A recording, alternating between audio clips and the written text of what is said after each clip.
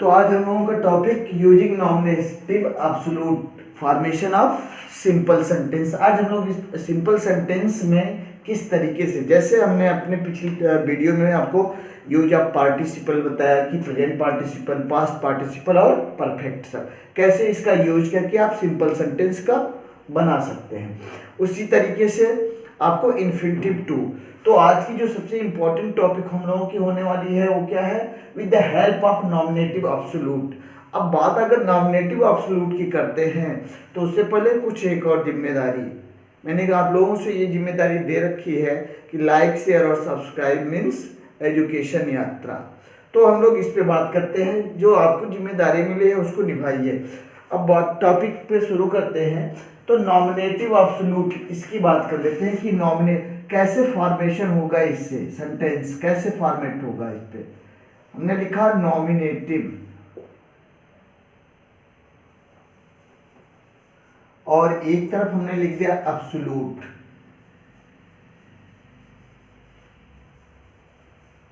यही है।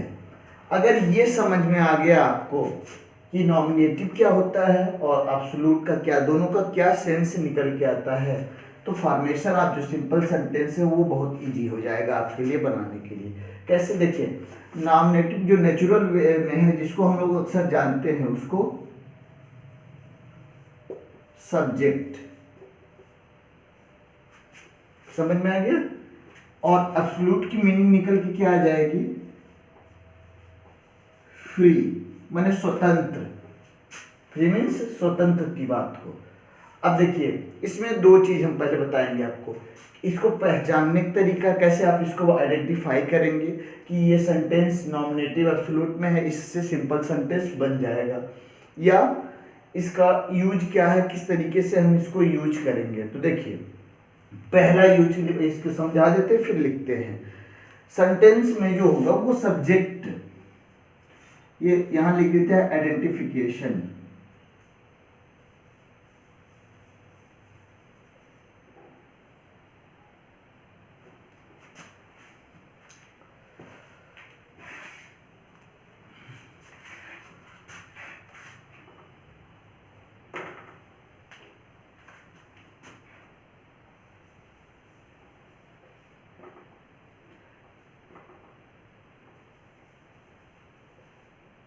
आइडेंटिफिकेशन। अब इस आइडेंटिफिकेशन की मतलब मीन्स कैसे आप पहचानेंगे। अगर सपोज के लिए देखिए सेंटेंस क्या आता है, सेंटेंस ये बन के आएगा, हाँ, combine the following sentences into simple, हाँ, इस तरीके से सिंपल सेंटेंस। तो पहले ये जान लेना है ये जब पढ़ाते हैं तो अक्सर आता रहता है भाई, इसके लिए एक्सक्यूज है।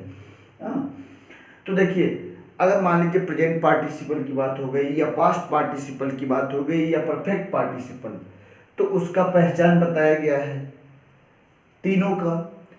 अब मान लीजिए इन्फिनिटिव की बात आ गई, तो इन्फिनिटिव से जैसा सेंटेंस है उसी तरीके से इसका मैंने लिखा है कि कैसे आप इसको पहचानेंगे।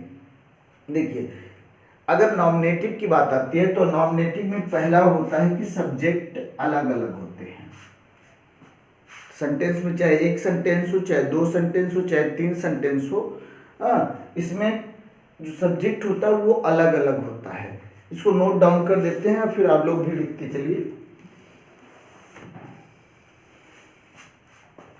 देखिए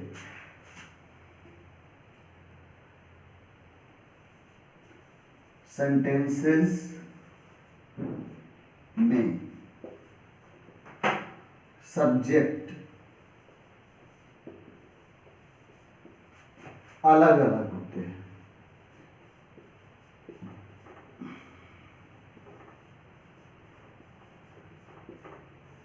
अलग अलग हों, ये पहला पहचान है, हो गया। दूसरा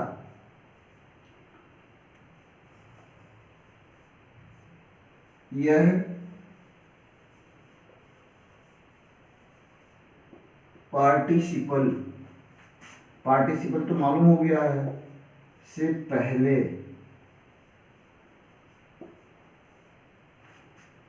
यूज होता है, मीन्स प्रयोग होता है।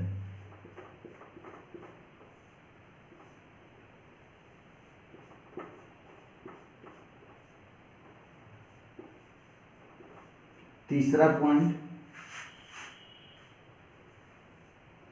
ऐसे सब्जेक्ट,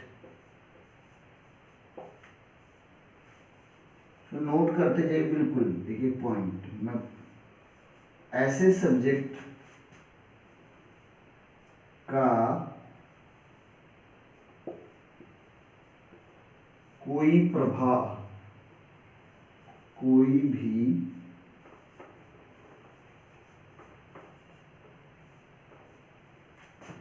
सेंटेंस पर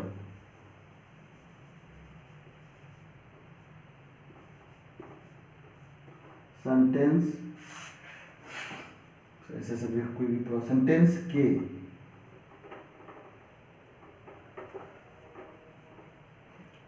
सेंटेंस के वर्ब पर नहीं पड़ता।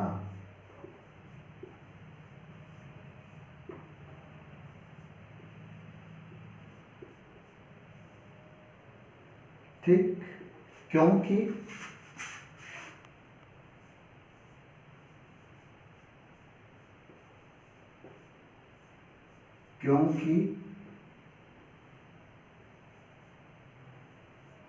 यह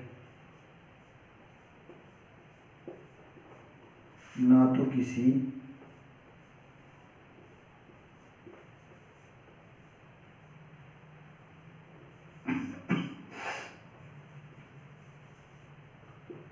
फाइनाइट वर्ब का सब्जेक्ट होता है,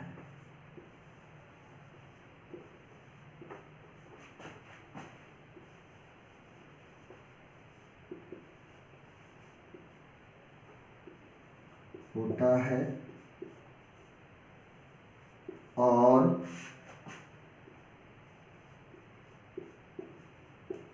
ना ही किसी ऑब्जेक्ट का, किसी ऑब्जेक्ट,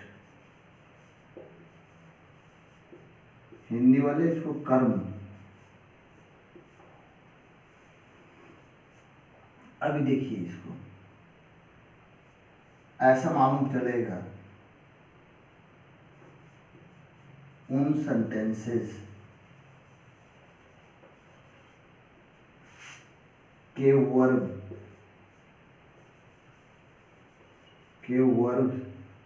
से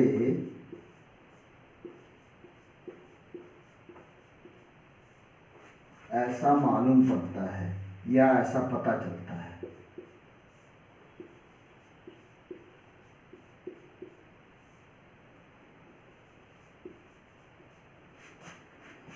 ठीक,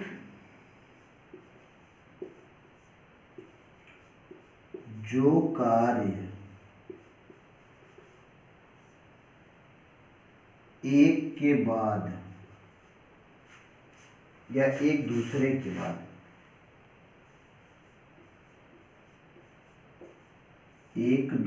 के बाद होता है,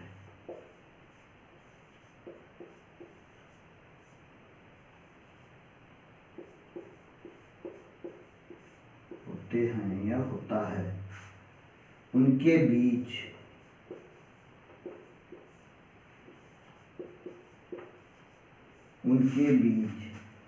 एक प्रकार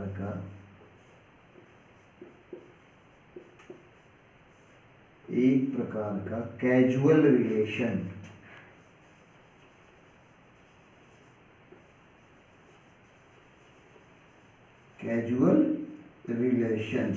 मीन्स, इसकी हिंदी कैजुअल रिलेशन की कारण और उसके परिणाम।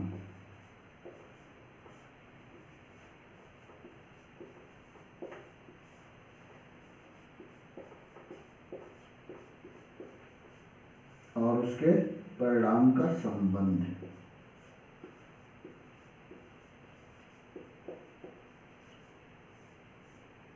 ये चीज इतनी पॉइंट है कि इसे आप पहचान सकते हैं। ठीक, अब अभी इसका यूज बताना बाकी है। देखिए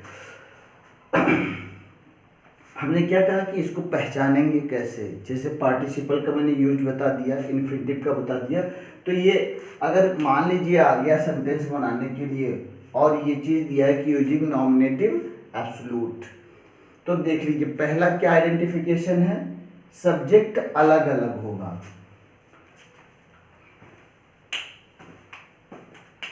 ध्यान दीजिएगा, ये जो सर्किल है, सेंटेंस में सब्जेक्ट अलग अलग होगा, पहला पॉइंट। अब जब भी लगाएंगे तो पार्टिसिपल से पहले। दूसरा पॉइंट क्या है, अभी मैंने क्या लिखा था, हमने कहा कि सब्जेक्ट एब्सोल्यूट मीन्स फ्री, स्वतंत्र, मीन्स सब्जेक्ट का कोई भी प्रभाव सेंटेंस के ऊपर, वो उसके सेंटेंस के वर्ब पर नहीं पड़ता है। इसका मतलब यही है, सब्जेक्ट का कोई भी प्रभाव सेंटेंस के वर्ब पर नहीं पड़ता है। क्यों? क्योंकि यह ना तो किसी फाइनाइट वर्ब का सब्जेक्ट होता है और ना ही किसी ऑब्जेक्ट माने कर्म का होता है। तो इसलिए कोई भी सेंटेंस हो उसका सब्जेक्ट है तो उसके वर्ब पे उसका कोई प्रभाव नहीं रहता है, ना तो किसी फाइनाइट वर्ब का, सब्जेक्ट का, और ना ही किसी ऑब्जेक्ट का, वो किसी का नहीं होता है। अब देखिए ऐसा पता लगेगा, सेंटेंस आप जब देखेंगे या सेंटेंस जब आपको बनाना होगा तो ऐसा पता लगेगा कि एक कार्य के बाद दूसरा, तो आपको लगेगा कि पार्टिसिपल की बात हो रही है, लेकिन उसमें कैजुअल रिलेशन होता है। बात कैजुअल रिलेशन की, इसकी हिंदी कारण और परिणाम का संबंध होता है। अब देखिए ये तो पहचान था, कैसे इसका यूज करेंगे अभी उसको भी समझा रहे हैं, थोड़ा सा उसके बारे में बता देते हैं। जैसे मान लीजिए सेंटेंस है, ये जो कारण और परिणाम की बात हो रही है, तो सेंटेंस, जो सेंटेंस रहेंगे, 2 सेंटेंस है, 3 सेंटेंस है, 4 सेंटेंस, जितना भी 1 2 3 4, उसे डजेंट मैटर। आपको सेंटेंस में ये देख लेना है कि सेंटेंस कौन सा सेंटेंस उसका रीजन क्लियर करता है, उसके उद्देश्य, इंग्लिश में गोल, और उसका परिणाम, रिजल्ट जिसको बोलते हैं, जो सेंटेंस उसको डिफाइन करेगा, उसी के पार्टिसिपल में, जैसे हम टू का यूज करते थे उसी तरीके से इसको भी अभी समझा रहे हैं। तो पहले ये नोट डाउन या स्क्रीनशॉट ले लीजिए, फिर आगे बता रहे हैं।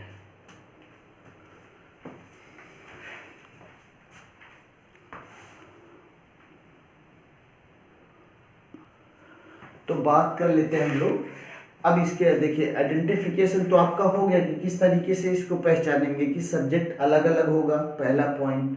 दूसरा पॉइंट क्या होगा कि सब्जेक्ट जो है उसका फाइनाइट वर्ब पे या किसी भी वर्ब, जो वर्ब होगा सेंटेंस के, उस पर उसका प्रभाव नहीं होगा, ना वर्ब पे ना ऑब्जेक्ट पे, किसी पे नहीं प्रभाव होगा। तो मान लीजिए सेंटेंस इस तरीके से आ जाते हैं, ऐसा है। अब इसका जब यूज करना होगा तब कैसे करेंगे, तो देखिए ये तो पहला तो जो यूज है ये तो पहचान में ही आ जाएगा। मैंने इसको लिखा है कि जो सब्जेक्ट है वो क्या है, सब्जेक्ट क्या है, वो डिफरेंट है।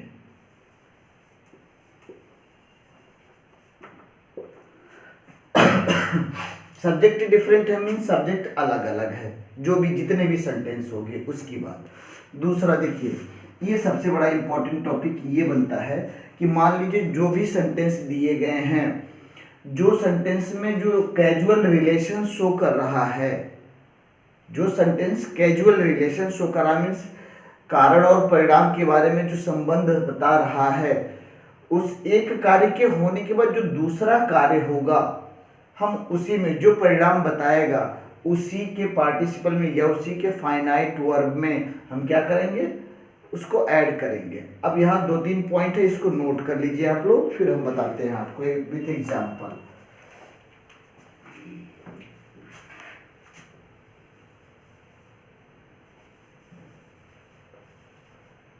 सेंटेंसेस में एक्शन के बीच, एक्शंस के बीच जो कैजुअल रिलेशन है, जो कैजुअल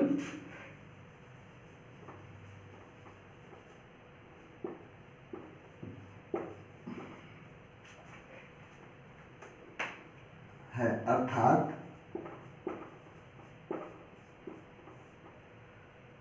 कार्य होने, इस चीज को नोट कीजिएगा, कार्य के होने मीन्स, कार्य मीन्स एक्शन की बात हो रही है।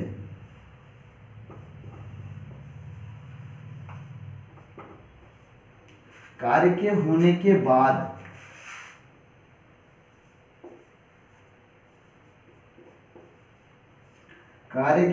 के बाद दूसरा कार्य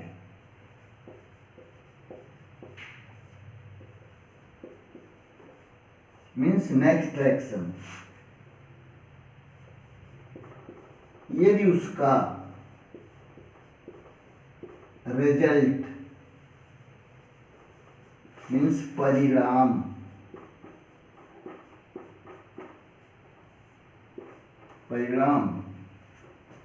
हो तो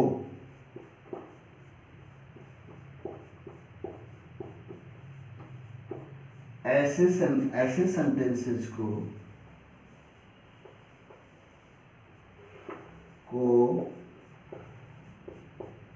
जोड़ने के लिए किसका, नॉमिनेटिव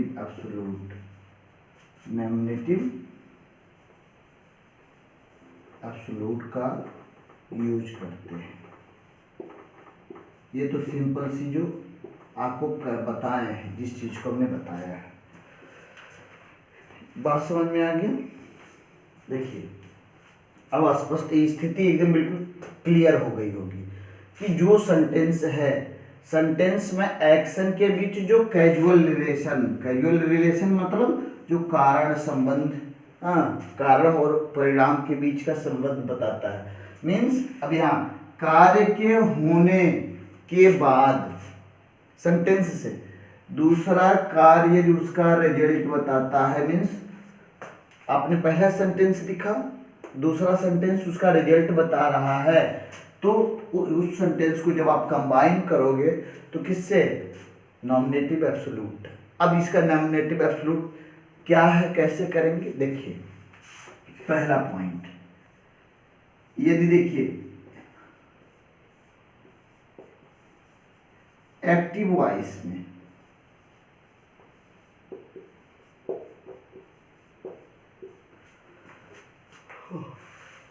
यदि एक्टिव वॉइस में है तब की बात क्या करेंगे, हैविंग।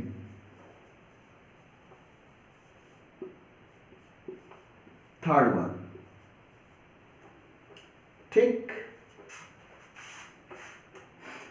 पैसिव में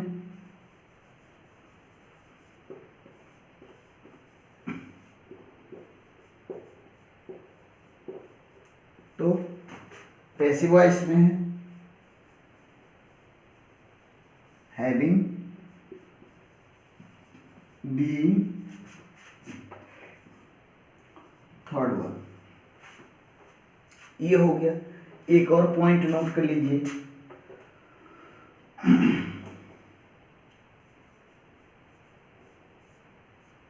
तीसरा, मान लीजिए अगर कहीं इज एम आर आ गया, is am are was were, तब क्या करेंगे, उसको भी नोट कर डालिए।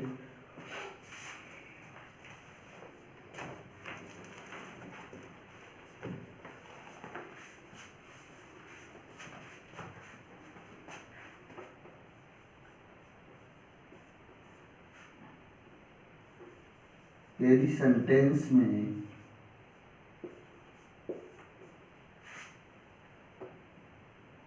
जो वर्ब है वो is, am, are, was, were as a helping one,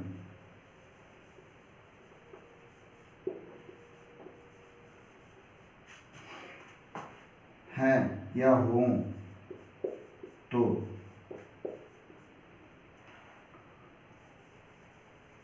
subject के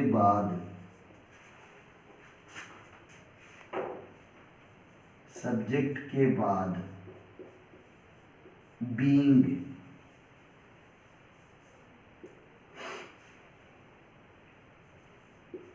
का यूज होता है। ये इतने पॉइंट हैं। अब इसको बिल्कुल नोट डाउन कीजिए, मैं एग्जांपल समझा रहा हूं आपको।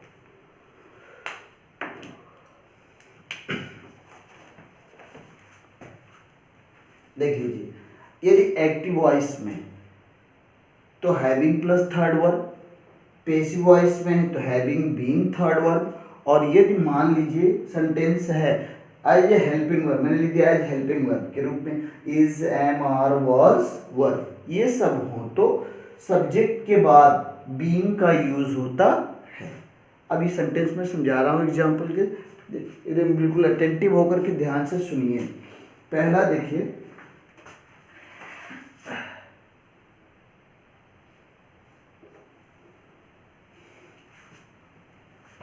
द पुलिस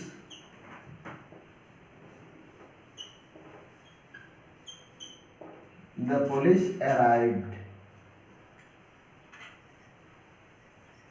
ये पहला सेंटेंस है। बी नंबर, या दोनों सेपरेट हैं, इसको अलग अलग कर दिए हैं। द थीव्स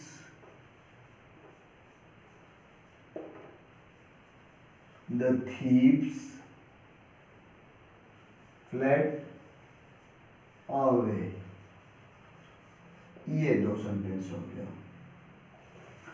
अब बात इसको अगर समझ में आ जाएगी तो बहुत अच्छा है एकदम बिल्कुल, और नहीं समझ में आएगी तो फिर परेशान हो जाएंगे।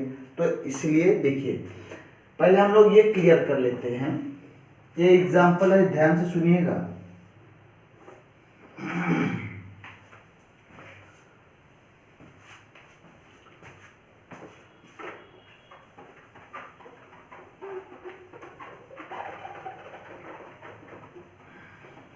देखिए, अब आपको करना क्या है। हमने कहा कि the police arrived, the thieves fled away, यही सेंटेंस है। अब हमने क्या हेडिंग क्या लिखा, यूजिंग नॉमिनेटिव एब्सोल्यूट। अब एब्सोल्यूट इसके बारे में तो आपको पता क्लियर मालूम हो गया होगा कि अगर सेंटेंस इस तरीके से है तो आपको, अगर सेंटेंस एक्टिव से है तो having third verb, having been third verb passive में, और helping verb is, am, are है तो आपको क्या करना है, बीइंग का ऐड कर देना है। सेंटेंस हमने लिखा the police arrived, the thieves fled away. अब पहले इस सेंटेंस में ये फाइंड आउट करना है कि कौन सा ऐसा वर्ड है। भाई देखिए, ये यहाँ साफ साफ दिख रहा है, कौन ऐसा है सेंटेंस के बीच में इन दोनों की जो नॉमिनेटिव एब्सोल्यूट है। अब नॉमिनेटिव एब्सोल्यूट का मतलब क्या हो गया कि उसका प्रभाव किसी पे नहीं हो रहा, वो सेंटेंस उसके वर्ब पे नहीं, ना तो उसके ऑब्जेक्ट पे नहीं। तो देखिए, इसको मिटा दे थोड़ा सा,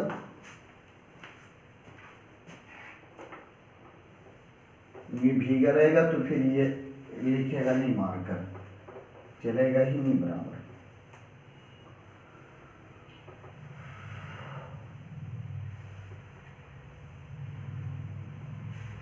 चलिए देखते हैं।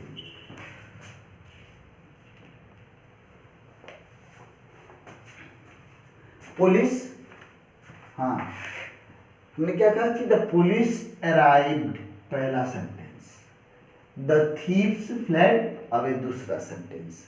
अब इसमें नॉमिनेटिव की बात कर लेते तो नॉमिनेटिव है कौन, ये देखिए, ये ठीक। अब हम इसको लिख भी रहे हैं, हाँ देखिए क्यों है। हमने कहा कि द पुलिस नॉमिनेटिव है, ऐसे लिख रहे हैं पॉइंट, जो पुलिस है वो नॉमिनेटिव है।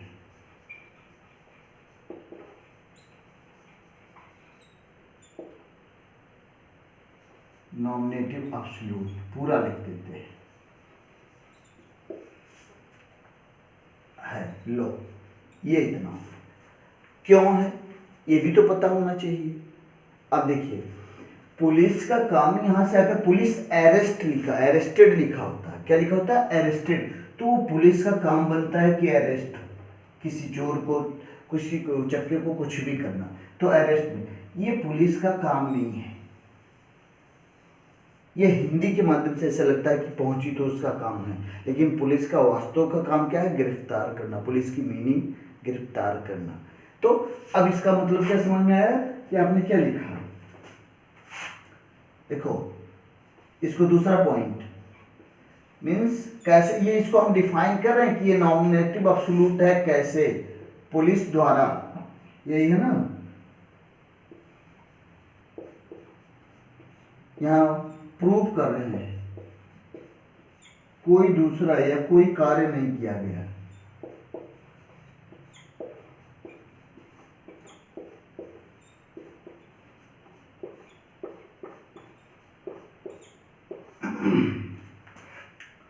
अच्छा, ये क्लियर हो गया? पुलिस द्वारा कोई कार्य, इसी को समझा रहे हैं। एक एक पॉइंट जान लीजिएगा कि कहीं नहीं मिलेगा इस तरीके से, कहीं पे भी पढ़ा के देख लीजिएगा, सैकड़ों हजारों वीडियो। हमने क्या कहा कि पुलिस नॉमिनेटिव है, इसको मैं सिद्ध करूंगा कैसे? पुलिस द्वारा कोई कार्य नहीं किया गया। क्यों? अब बात आइए यहाँ पे, वर्ब क्या है? Third point. ये पॉइंट ऐसे बता दे रहे हैं, पॉइंट थर्ड। वर्ब कौन सा है? वैसे बोल देंगे तो याद नहीं रहेगा। अराइव्ड है। वर्ब क्या है? अराइव्ड। और ये अराइव्ड पुलिस का काम नहीं है, इसको भी नोट कर दे रहे हैं। लिखिए,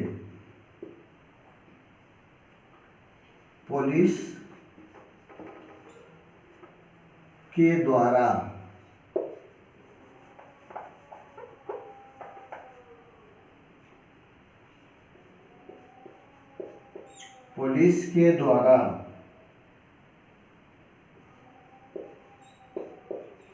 किया कोई कार्य नहीं है।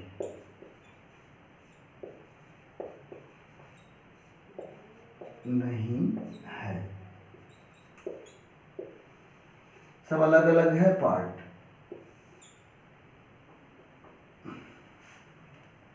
कैसे? अगर पुलिस ये कहती कि police arrested him, police arrested him, तो जो ये अरेस्टेड होता, अभी इसको भी लिख दे रहे हैं, ये जो यहाँ अरेस्टेड है ये मालूम चल जाता है, अरेस्टेड ये जो वर्ब है ये मालूम चल जाता है कि पुलिस द्वारा किया गया कार्य। ये पुलिस द्वारा किया गया कार्य है। बात समझ में आ गया? अब देखिए इसको यहां डिफाइन कर रहे हैं। तो अब ये मालूम हो गया कि अगर इतना क्लियर हो गया, इसलिए हमने क्या कहा कि पुलिस नॉमिनेटिव है। इसलिए हमने क्या कहा कि पुलिस नॉमिनेटिव। एक बार फिर से ध्यान से सुन लीजिए। देखिए हमने लिखा द पुलिस अराइव्ड, पहला sentence the thieves fled away, दूसरा सेंटेंस हमने कहा कि नॉमिनेटिव पुलिस है। कैसे? देखिए पुलिस का काम ये नहीं, पुलिस का काम अराइव्ड से नहीं मतलब है, पुलिस का काम अरेस्ट से। पुलिस द्वारा कोई कार्य नहीं किया गया। ठीक? क्यों? ये जो वर्ब अराइव्ड है ये पुलिस के द्वारा किया गया कोई कार्य नहीं है, बल्कि अगर ये कोई लिखा होता सेंटेंस में, ये यहां होता कि पुलिस अरेस्टेड हिम या थीव, तब वहां पे ये समझ में आता कि ये नॉमिनेटिव में नहीं, पुलिस अरेस्टेड हिम। क्यों? क्योंकि अरेस्टेड ये किसका काम है? अरेस्ट कौन करता है? पुलिस द्वारा किया गया कार्य है, इसलिए ये पुलिस क्या है? नॉमिनेटिव है। अब जब आप सेंटेंस बनाओगे तो क्या बनेगा? आइए देखिए, इसका कॉम्बिनेशन बनाइए। तो इसका नॉमिनेटिव क्या हो जाएगा? देखिए यही ब्लैक वाला समझ जाइएगा कि इसका नॉमिनेटिव क्या है। इसका नॉमिनेटिव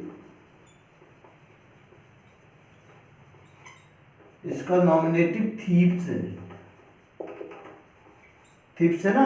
अब इसको जब कंबाइन करो, इस सेंटेंस को कंबाइन में यहां कर दे रहा हूं, तो कंबाइन क्या करेंगे बताइए? The police arrived, the thieves fled away. कैसे लिखा जाएगा?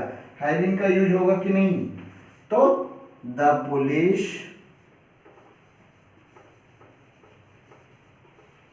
उसके बाद हैविंग arrived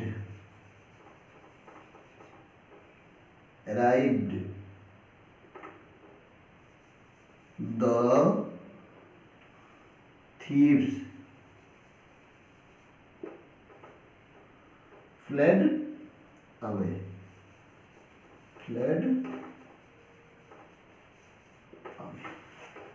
हो गया।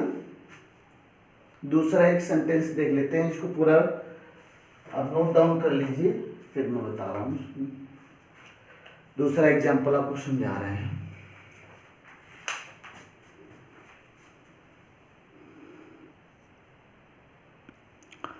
तो आइए नेक्स्ट एग्जाम्पल पे हम लोग देखते हैं कि किस तरीके से सेंटेंस को समझा जाएगी, बिल्कुल 1 बाय 1 करके। और आप लोगों की जो जिम्मेदारी दी गई है कम से कम उसको आसानी से निकालिए, निभाइए। क्या कि लाइक शेयर सब्सक्राइब और लोगों के बीच में इसको देखिए, ये बेनिफिशियल सबके लिए है, जितने भी पढ़ने वाले हैं। अब ना पढ़ने वाले की बात तो अलग है, लेकिन जितने भी लोग हैं अगर वो एजुकेशन से हैं, अगर एकेडमिक उनका है, तो कहीं ना कहीं कुछ ना कुछ 1% फिर भी उनको लाभ मिलेगा, और फ्री ऑफ कास्ट, बिना एक पैसे का। तो इसमें क्या जाता है आप लोगों का, थोड़ा सा लाइक शेयर और सब्सक्राइब कीजिए। फिर दूसरे एग्जाम्पल पे हम लोग आते हैं। देखिए हमने जो रूल लिखा कि अगर हेल्पिंग वर्ब के रूप में इज एम और वाज वर्ब की बात हो, तब क्या होता है, बीइंग ऐड कर देते हैं। इसको हम समझा रहे हैं। देखिए सेंटेंस दिया है, पहला है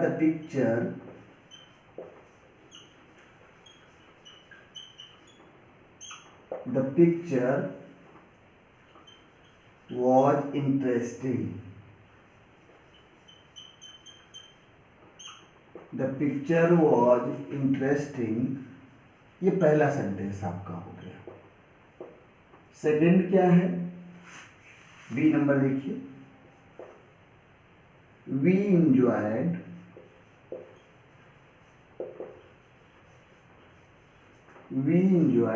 it very much.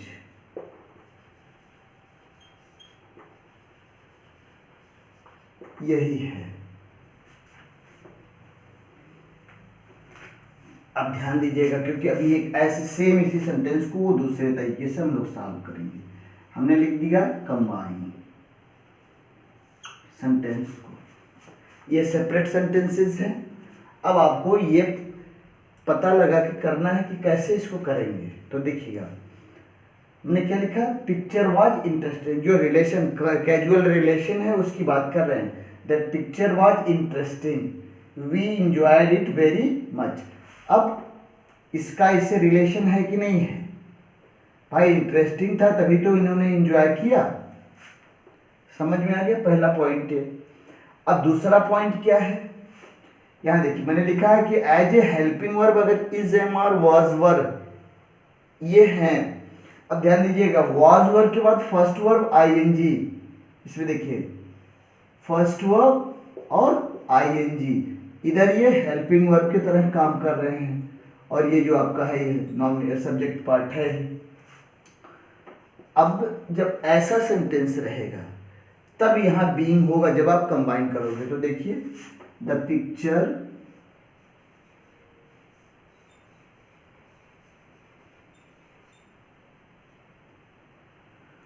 अब क्या करेंगे, वाज या वर के प्लेस पे क्या रखा जाएगा, बीइंग रखा जाएगा कि नहीं रखा जाएगा, बोलिए। सीधे सीधे यहां क्या हो जाएगा, बीइंग हो जाएगा, बीइंग हो गया। उसके बाद इंटरेस्टेड और इंटरेस्टिंग, हाँ क्या रहेगा, द पिक्चर बीइंग इंटरेस्टेड और इंटरेस्टिंग,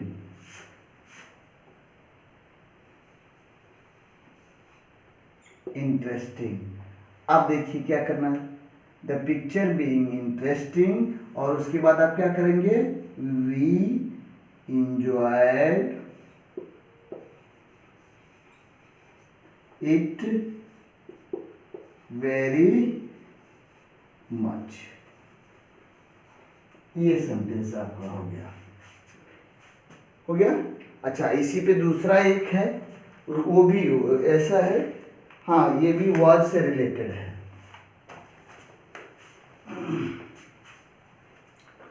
दिया है ए, द जॉब was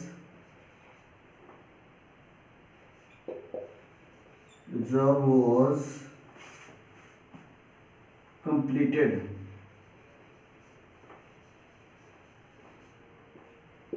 दूसरा B number, he went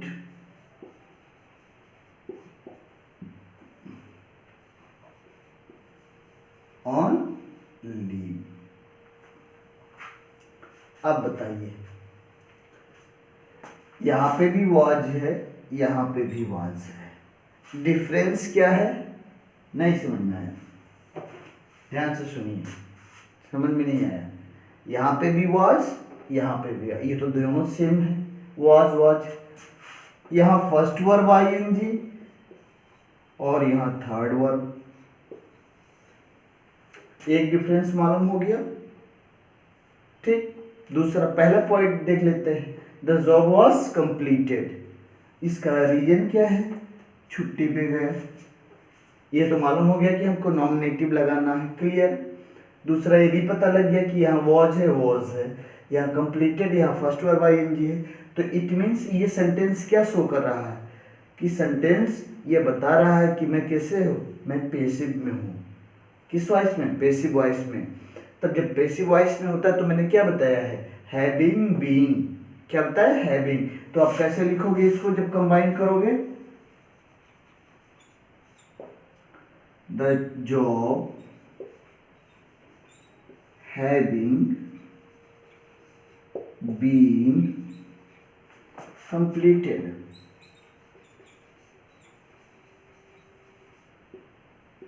he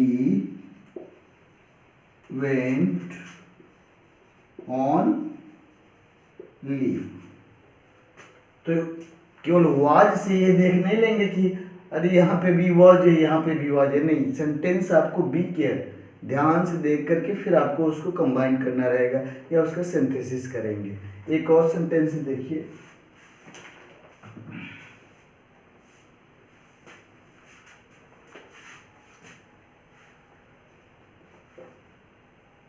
the sun rose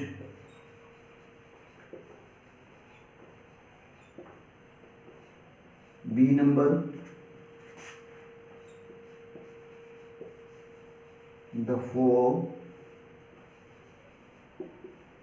disappeared।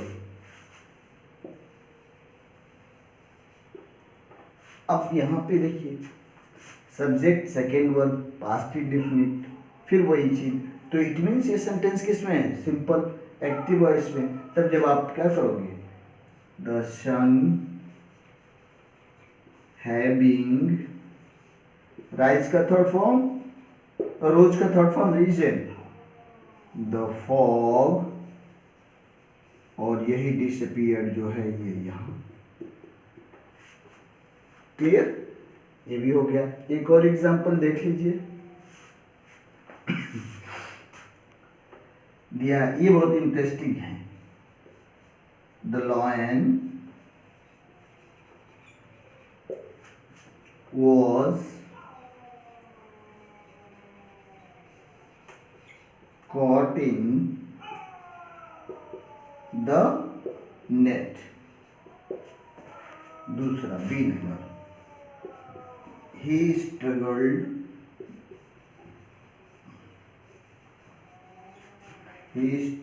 to get free।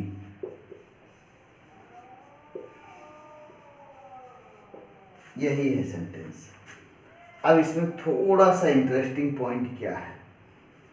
The lion was caught in the net, he struggled to get free। ध्यान दीजिएगा, this one, ही और ये caught in the net, और क्या कर रहा है? struggle to get free।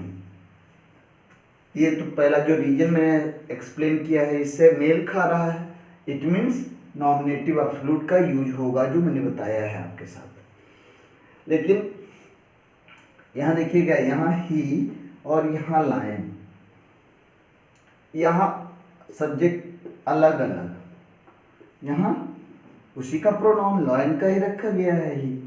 तब जो ऐसे सेंटेंस है, अब ये third form of the verb है, इट मीन्स ये पैसिव में है, तब आप पहले इसको लगा दो हैवी। जब आप कंबाइन करोगे सेंटेंस को, यहाँ पे भी कंबाइन लिख देते हैं, तो having been caught in the net। अब यही सेम है तो इसी को लिख देते हैं, the lion struggled to get free। हो गया। अब इतने सारे एग्जाम्पल्स हैं, और मान लीजिए कहीं आपको नहीं समझ में आता है तो आप कमेंट के माध्यम से आप उसको हमसे पूछ सकते हैं। मैं अपना पूरा कोशिश करूँगा, जब भी मुझे समय मिलता है तो फिर मैं उसको बताने की पूरी कोशिश करूँगा। Thanks for watching this video, और जो आपको मैंने कहा है लाइक शेयर और सब्सक्राइब उसको करते जाइए। इधर मेरा थोड़ा सा मनोबल बढ़ता है, और मनोबल बढ़ेगा तो और अच्छे तरीके से इसको और अच्छे तरीके से करने की कोशिश करेंगे। So thanks for watching this video.